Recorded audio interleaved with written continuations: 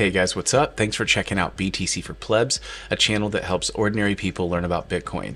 Today, we are going to look at the price of Bitcoin, and not just like, hey, check out the price, but like why that matters, how to look at it, a couple different ways to see it, and honestly, to help you get less intimidated, because that was one of the things for me. I was super intimidated when I first got started, like looking at the price, looking at like the chart, and I just want to help you with that, help you to see it. So also, this is kind of new for me. I am doing this episode kind of live, and so enjoy the mistakes along the way. All right, so starting off, the first thing that I ever did to check out the price of Bitcoin was just Google it. So I literally just Googled the price of Bitcoin for us today, and it's $52,000. Just crossed over it. Actually, it's kind of headed up a little bit. But you can see it's in this month-long chart, and it's just kind of a flat line. Let's go to that 5-day chart right there, and you can see that it's a little bit more. We have a little bit more resolution or data points here for this chart here. There's that little upswing I was talking about for today. If you look at that 1-day chart, but this doesn't give us a great picture of the price of Bitcoin. It gives us just like a quick glimpse, really, of kind of what it's doing, right? But it doesn't give us a great picture. And so if we scroll down here, there's different options for checking out the price of Bitcoin. One that I've highlighted for us here is CoinMarketCap. And they also have an app for this as well. And I can just go ahead and get it for us today. We can kind of just talk through it real quick. But CoinMarketCap is going to show you a bunch of different cryptos, honestly. But they're very good at collecting all of the data points that are needed in order to get the information we're looking for.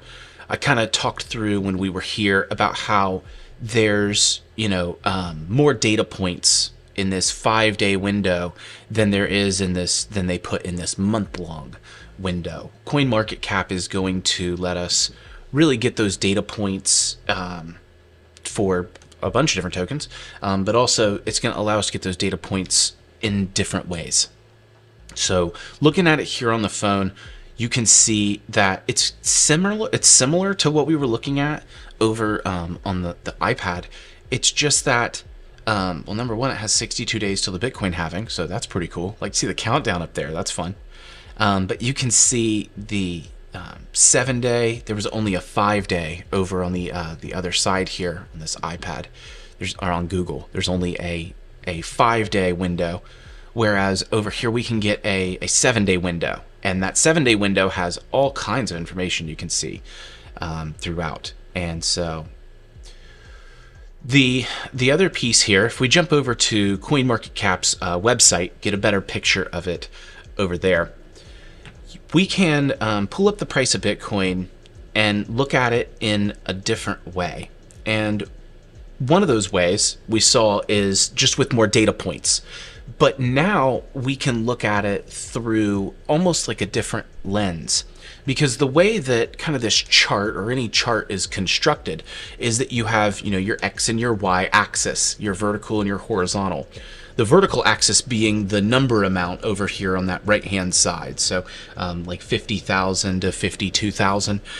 That's going to be, that vertical axis. And right now, this is set in most of the time you look at a Bitcoin chart, it's going to be set in a linear fashion. Okay, so linear, I pulled it up for us here over on ChatGPT, is viewing the price of an asset in logarithmic means that each unit of the vertical axis, just like we talked about, represents a percentage change rather than a fixed monetary amount.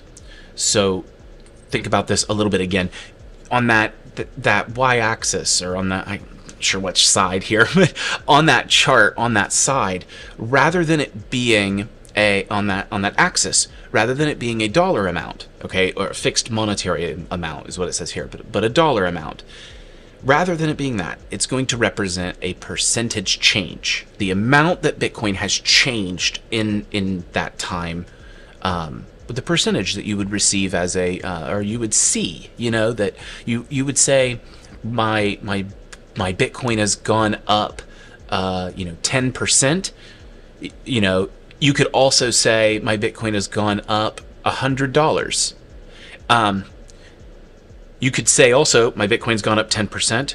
You could also say my Bitcoin's gone up $5,000.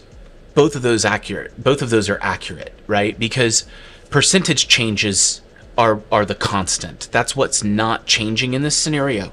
And so that's the kind of the point I'm trying to show here is if we create a constant that we can look at rather than a changing value like the dollar, then we can start to get a better picture of what we're looking at. So break that down again. Okay, we have our horizontal axis, which is going to be this 6 p.m. to 3 p.m. That's just time.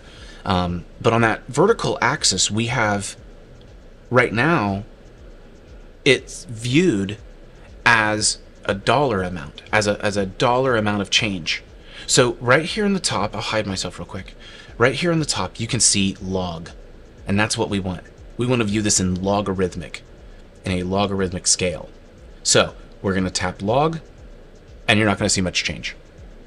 That's what you're going to see change, especially if you're in a one-day view. That's the extent of what happens here. But let's go out to a 7-day view, and again, I'm going to hide myself and just kind of touch around the iPad a little bit, show you around. But this is a 7-day view, and we're looking at a 1-month view, and we're looking at a 1-year view. Yeah, this doesn't look dissimilar from what we looked at earlier. We look at a 1-year view, and you can say, okay, what's the big deal? The big deal is whenever we go to all time. The difference here is that you are viewing the price of Bitcoin as a percentage change rather than as a fixed dollar amount. So that means that between the time, again, I'm just looking at the time. So at the top there, it says 2010, between, 7/21/2010 and 5/6/19/2011, it went up by this percentage amount. And that means that if that there's a lot to break down there. I can't get ahead of myself. Let me. That's what I do. I like to. Okay, so let's back up because you've not necessarily seen the 1-year chart or the all-time chart any differently. I've only shown it to you this way right now. So let's deselect this log mode that we're in. So by going up here to the top again, I'm just going to tap on that log right there. I want you to view it all the way out here though. So just ready? Quite different. Quite different. It appears as though on this one that nothing happened. Like there was no activity or no movement, no real battle to be won or gains to be had. And you look at this one. It's the same chart. That's the thing to remember. Let's back up even a little further. Okay, you've only seen this now for maybe a little tiny bit. Okay, this chart right here obviously is going to look very similar to if we go back to Google. Okay, we're going to go over to Google and we're just going to select max so that we see the whole time. Okay, again, a little bit less resolution. Go back to our first point, but it has a little bit less resolution, but it looks very similar to what we're seeing right here. Does it not? It should. I mean, it's the same numbers. It's the same chart, right? It's just different. It's just viewed differently. Imagine if you had a picture and one was a screenshot and one was the real thing. You'd be like, oh, okay, that's a better quality, higher resolution version of that picture, right? Of being able to view it. So now, again, let's change that back to log and view it in a logarithmic scale so that we see the percentage change. And compare that to what we see here. Miles different. You actually get more information here. And you can see how hard it is to bring Bitcoin back to a lower percentage level. It's difficult. It takes time. So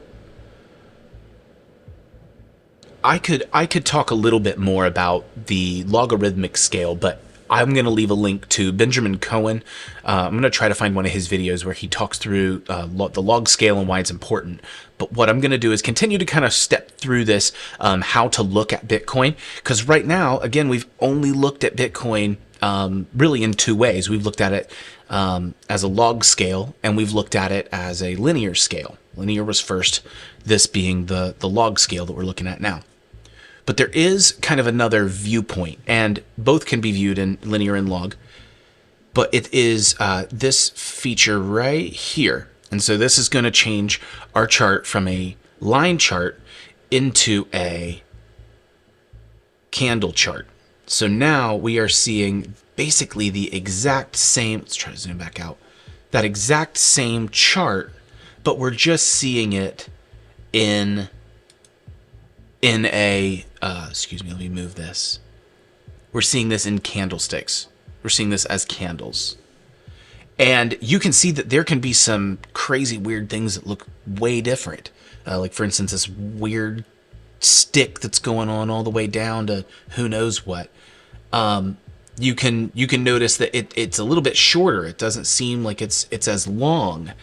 And I'd like to talk through that just a little tiny bit if we can, but I hope I didn't lose you yet. I hope that you can kind of understand the difference between viewing Bitcoin in these different ways and why it's important to view one with more resolution, versus another.